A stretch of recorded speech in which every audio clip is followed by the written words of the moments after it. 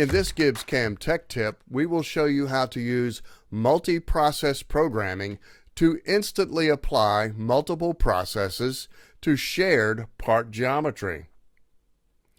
It can be a time saver by only having to select the part geometry once for multiple processes. Save the processes to your library for quick recall to other part files with only minimal changes required. Let's show you how this works step by step.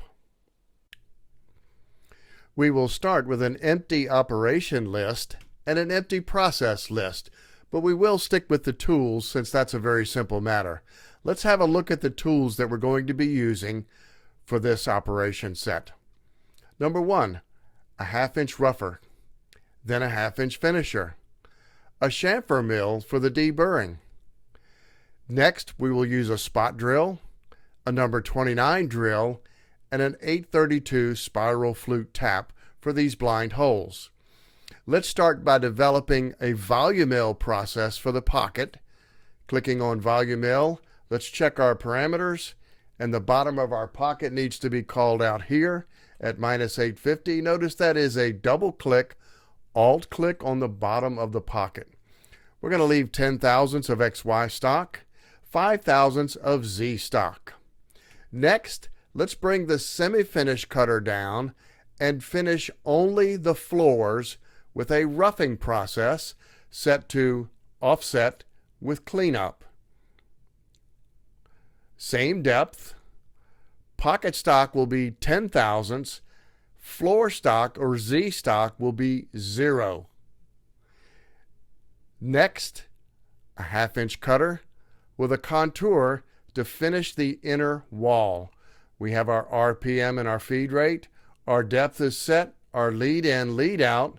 Our stock will be 0. Cutter compensation is on. Lastly, for this operation set, we will select the chamfer mill and a contour. We will set the contour depth to -0.1 and the chamfer width to -0.025. That's the width of the chamfer here on the top of the part. All 4 processes are now ready. We only need to supply some geometry. We'll use the profiler, select the geometry, and click Do It. Notice that we have the process manager open down here in the corner because it takes a few extra seconds to process all of these at one time. And you get to see the progress meter telling you how long it's been running and what percentage of progress it's making in developing these 4 tool paths together. When these 4 tool paths are complete, they will show up here in the operation list, and they will now be linked together. When they are linked together, that means that we can move them around the program anytime that we want. And if we clear the process list, when we double click any one of those linked multi-processes, they will all be reloaded at the same time. Let's press the clear button again, and let's move on to working on the holes. We've used the hole manager to single out the holes. Let's start with the spot drill and go directly to a holes process. Our feed and speed set for this material, 4140, is there in the database. We will be using the hole manager for automated drilling. Our R level, our top of hole, this will be a chamfer, and yes, we want to adjust for the tool tip. The next process that we will build is the number 29 drill, still with a holes process, and then peck chip break. Our hole feature needs one change. We will change this to bottom of hole for feature depth Z. When you select this, it automatically senses where the bottom of the hole is. Even if all of these holes were at different levels, this one operation will drill them all at their corresponding depths. Lastly, we have an 832 tap, which we will set to rigid tap and an RPM of 400. And our hole manager will make one change there. Bottom of hole plus 100. So we want to stay 100 off the bottom of the hole. There are 9 holes in this part. If there were 90 or 900, there would be no additional clicks. We simply click one hole feature, right click, select the whole group, and click Do It.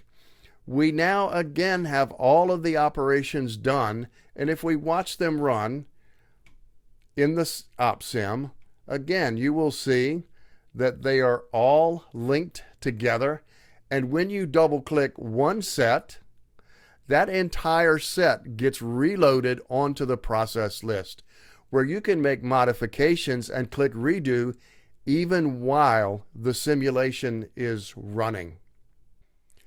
Let's review some of the fine points of multi-process programming in GibbsCAM. Multi-process programming allows you to define multiple tiles in the process list and apply them to the same geometry. You can create commonly used processes and only select the machining geometry once. These combined processes may be saved, recalled quickly, and applied to a new feature on the same part or in another GibbsCAM session altogether. Multi-process tiles are as easy to set up as single process tiles and require no extra steps. Rule 1 is that each process must be applied to the same piece and type of geometry. Example, drilling and pocket roughing may not be created together. Multiple features may be programmed at the same time as long as they are applied to the same piece and type of geometry. Now that this multi-process part is complete, let's move on to a totally different part file with 2 different pocket features in it. The depth of the pocket is a little bit different, so we will update those when we bring in the processes. Notice that the tool list is empty, the process list is empty, and the operation list is empty. We saved those earlier, and now we can simply reload them with a click. Update the pocket floors with a double click and an alt click on the pocket floor. Same for this one, for the floor finish, and the same for the contour wall finish. The deburr pass does not need to be updated because its depths and widths are correct. Using our control key, we will select both pieces of pocket geometry and hit the Do It button only once and create 7 brand new operations on a completely different part. Use multi-process programming to streamline and shorten your programming time. If you have any further questions, please contact your local GibbsCAM reseller.